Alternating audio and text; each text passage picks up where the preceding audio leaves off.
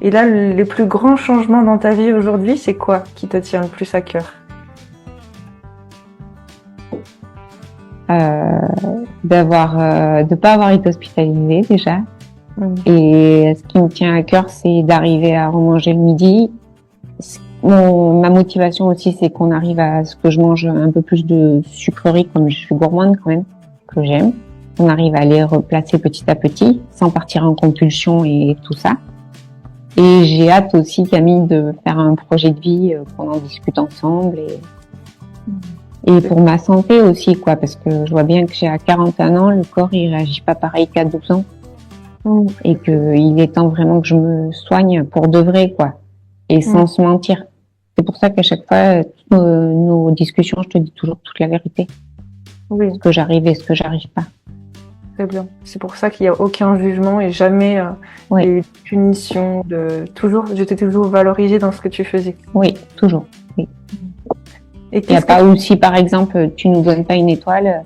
Tu vois, je me suis rendu compte que l'étoile que je dois avoir, en fait, tu as eu raison de pas me la donner ce week-end parce que ça m'a permis de réfléchir, de me poser et de me rendre compte que j'avais quand même à relire les étoiles. C'est pas grave si j'ai pas l'étoile. Au début, c'était une frustration. J'avais l'impression d'être dans l'échec vendredi et aujourd'hui, plus du tout. Parce que voilà, je le voyais un peu côté commercial et pas du tout en fait. C'est pas comme ça du tout. T'es une super fille. Je remercie le Seigneur de t'avoir créé, quoi. C'est vraiment senti, Marie. Et puis, qu'est-ce que tu dirais justement à la Marie qui souffrait et qui pensait qu'il n'y allait rien qu'allait changer il y a quelques années? Qu'est-ce que tu lui dirais aujourd'hui? Je lui dirais, Marie, t'as enfin trouvé la bonne personne, alors sois courageuse, fais de ton mieux, à ton rythme aussi, parce que c'est pas évident, Camille, de faire des fois toutes les choses que tu nous conseilles. Je te cache pas mais tu le sais, hein, qu'une anorexie de 30 années, c'est quand même bien ancré. Donc, pour le repas du midi, c'est encore très compliqué, donc je te le cache pas. Mais voilà, je me dis, enfin, il y a un espoir, il y a une vraie lumière. Et quelles sont tes nouvelles ambitions et tes rêves pour la suite, avec la suite de l'accompagnement et pour ton avenir? Alors, pour la suite de mon accompagnement, c'est que j'arrive à faire mes 3 repas, à avoir vraiment le plaisir de manger sans peur et sans angoisse, que toutes les angoisses s'en aillent. Parce que d'être stressé pour les repas et angoissé, c'est pénible. Et pas avoir d'amis aussi, c'est dur. Ça, c'est assez difficile. Et après, je rêve de trouver un boulot où je sois vraiment épanouie parce que j'ai fait très longtemps, j'ai tenu un restaurant. Et j'en ai vraiment marre de travailler dans la nourriture parce que je pense que je me nourrissais à travers la nourriture aussi. Et c'était pas mon métier de base, je suis graphiste de métier. J'adore l'art et j'ai vraiment envie de voyager aussi. C'est super. Et en plus, si tu te sens en sécurité et que tu sois libre avec la nourriture, il y aura aucun souci pour voyager. Alors quand on souffre de troubles du comportement alimentaire, rien que le voyage, c'est stressant parce que ça change nos habitudes et on n'est pas libre finalement. Non, exactement. Et qu'est-ce que tu aimerais dire à quelqu'un qui vit ce que tu as vécu, que ce soit l'anorexie, la boulimie, l'hospitalisation, qui serait dans ta situation d'avant? Qu'est-ce que tu lui dirais aujourd'hui? Qu'est-ce qu'il faudrait qu'elle fasse pour qu'elle puisse vraiment... Je lui dirais que si elle a vraiment tout essayé, qu'elle a vraiment envie de s'en sortir, parce qu'il faut quand même avoir une vraie motivation et il faut vraiment avoir une Camille avec nous, quoi. Parce que quand on fait de l'anorexie, si on n'a pas quelqu'un en confiance et si on n'est pas coaché pratiquement tous les jours ou si on est juste un pion qui donne un chèque à un médecin et qu'on est lâché après dans la nature comme ça, c'est pas possible de se soigner en fait. On a vraiment besoin de quelqu'un de compétent, de conciliant, qui a beaucoup de capacités et toi, t'as quand même une vraie encyclopédie. T'es toujours là. Si tu peux pas être là, c'est qu'il y a une raison. Et après, il faut pas non plus qu'on tombe dans le fait de l'affect aussi. Il faut faire très attention, je pense, de pas pouvoir se détacher de toi. Il faut qu'on devienne autonome, il faut qu'on en soit conscient, pas toujours compter sur Camille. Que si c'est pas le but, c'est pas ton but, mais qu'on devienne autonome et qu'on arrive vraiment à s'aimer, reprendre du poids et manger pour de vrai, quoi. Oui, Donc, je conseillerais aux filles de te contacter. d'accord. J'aimerais que tu passes à la télé, mais faut pas trop qu'on te connaisse parce qu'après il y aura plus de place pour moi. C'est sûr que je peux pas prendre beaucoup de personnes à la fois parce que ça demande du temps et je fais quelque chose de qualité vraiment pour les personnes motivées. Ça, c'est hyper important. Je prends pas. Oui. Il y a vraiment une sélection pour pouvoir faire l'accompagnement. Et qu'est-ce qui rend justement la méthode STAR des 10 étoiles différente et efficace par rapport à ce que tu as essayé avant? Déjà, c'est un parcours qu'on a à faire. Le fait qu'il y ait des étoiles et qu'on soit gratifié à chaque fois qu'on arrive à le faire, c'est vraiment... je suis satisfaite de moi, je suis fière de moi. C'est pas comme à l'hôpital quand tu prends 1 kilo, c'est bien. Non, là c'est vraiment, tu sens qu'on a progressé, donc on peut aller à l'étoile d'après, quoi. Donc, et puis c'est une méthode, Camille, moi j'ai jamais eu autant d'outils pour arriver à pallier à mes faiblesses. Et encore, donc, toi, tu partages tout, quoi. Oui, tout ce que je connais, qui peut t'aider, je te le donne. Et avec plus de générosité, je te donne des choses en plus, des bonus, plein de choses. Et là, tu es qu'au début du programme, mais t'as pas encore vu tout ce qui t'attend. Non, mais j'ai hâte, mais c'est aussi, du coup, de vouloir découvrir les choses, ça te motive encore plus, quoi. Mais il faut vraiment qu'on relise les choses. Quand on travaille avec toi, Camille, je tiens à le dire, il faut souvent relire les étoiles parce que tout est riche et quand on passe à une autre étoile, on oublierait presque les autres étoiles d'avant, tu vois. Et je sais pas si ça le fait qu'à moi, mais en fait, je me suis rendu compte que c'est chouette d'avoir les étoiles, mais que de temps en temps, il faut savoir régresser, mais aller relire ce qu'on a appris avant parce que on peut vite oublier. Oui, c'est très important parce que en fait, la maladie a tellement été ancrée que toutes les choses pour s'en sortir, il faut aussi les répéter plusieurs fois pour que ça devienne une nouvelle habitude et une nouvelle personnalité à la fin.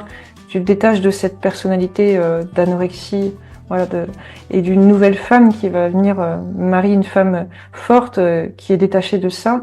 Et tout l'accompagnement, c'est pas un plan pareil pour tout le monde, c'est vraiment chacun, la nourriture est adaptée par rapport à toi, par rapport à ce que tu aimes, par rapport à comment tu as envie de vivre, ton rythme de vie. Tout est adapté aussi pour ton profil au niveau des neurotransmetteurs, tout ça. Donc c'est vraiment des choses très particulières qui sont adaptées à toi. Et c'est pour ça que chaque programme marche pour telle personne. Et personne ne peut avoir le même programme pour sortir de la maladie. Oui. Oui, comme toi, tu sais que ma grosse faiblesse, c'est le midi. Voilà, on se l'est dit. Pour moi, le soir, c'est important d'avoir le repas du soir un peu plus important. Tu fais avec, quoi. On adapte ça par rapport à ce sentiment de se sentir en sécurité. Et puis le soir, c'est là où tu as ton petit cocon, en fait. C'est ton repas rituel.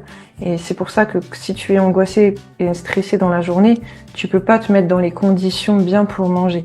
Et ça, c'est cet état préparatoire. Se libérer de ça, si on remet ton corps en sécurité et que tu te sens bien, tu pourras manger n'importe où, même si tu voyages, voilà.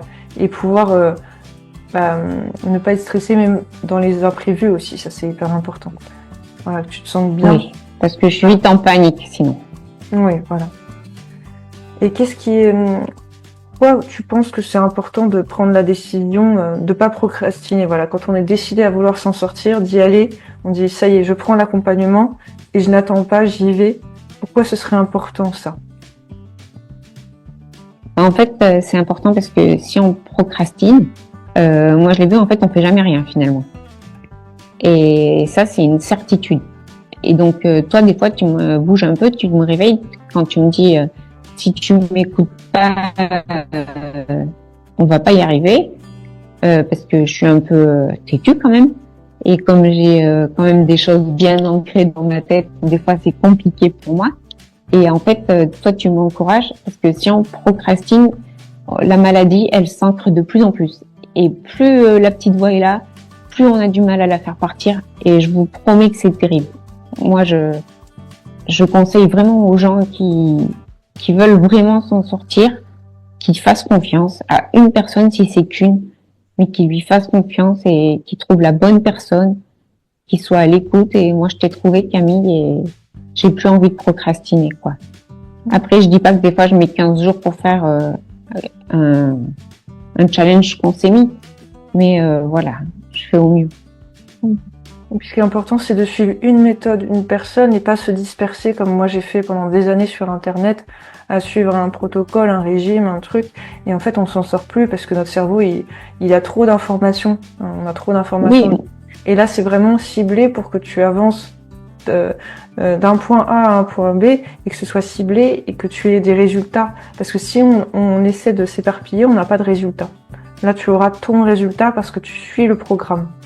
Ça, c'est Oui, et puis on l'a bien vu, moi j'ai suivi, d'ailleurs quand j'ai travaillé sur une étoile, les croyances limitantes, c'est aberrant tout ce qu'on a pu me mettre dans la tête, quoi. Moi j'avais fait un régime, c'était manger très très peu le matin, à midi une assiette et le soir à volonté avec des associations alimentaires, et j'aurais pu tomber dans la vraie boulimie, quoi. C'était et du coup après elle m'a même mis des idées reçues, j'osais plus manger une pomme, quoi.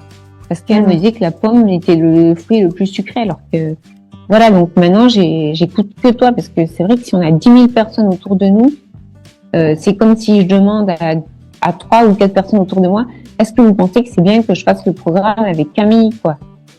Et ben, si j'écoute Pierre-Paul et Jacques, voilà, je m'en sors plus. Donc voilà. Et tu vois, d'avoir rien dit, tout le monde me fait des compliments et je suis heureuse de ma décision. Et je suis trop contente de te connaître. En tout cas, merci Marie pour ton partage. Est-ce que tu as quelque chose que tu voudrais dire à ceux qui nous écoutent aujourd'hui? Je voudrais vous dire que déjà, si vous écoutez ce podcast, j'espère que je me suis bien expliquée, parce que j'aimerais dire tellement de choses, mais ce serait trop long. On peut pas, comme tu dis, résumer 41 ans de vie en 20 minutes. Mais j'aimerais leur dire que c'est une maladie où on peut s'en sortir si on veut s'en sortir et si on a quelqu'un pour vraiment nous aider pour s'en sortir. Et je dénigre pas les hôpitaux, loin de là, parce que si je les avais pas eus, je serais pas là aujourd'hui. Donc je leur lance pas la pierre, mais en toute sincérité, leur méthode, elle est pas au point. Je crois qu'il faudrait vraiment des grandes recherches comme tu as faites sur l'anorexie et le cerveau pour aider les filles. Voilà. Et je vous conseille, si vous croisez Camille ou que vous êtes hésitant ou que vous l'avez eu au téléphone, franchement, allez-y. Voilà. Merci. Et merci à toi, Camille, pour ton aide pour moi. Merci Marie, c'est grâce à toi tout ça. Donc vraiment bravo. Et puis si les personnes veulent aussi me contacter pour faire un appel découverte, un échange, rien qu'un premier échange ensemble, il faut pas hésiter, pas avoir peur, prendre justement devenir créateur de votre vie et provoquer les choses pour votre guérison. Voilà, je vous remercie à tous et le lien est dans la description pour votre appel découverte gratuit. Merci à tous.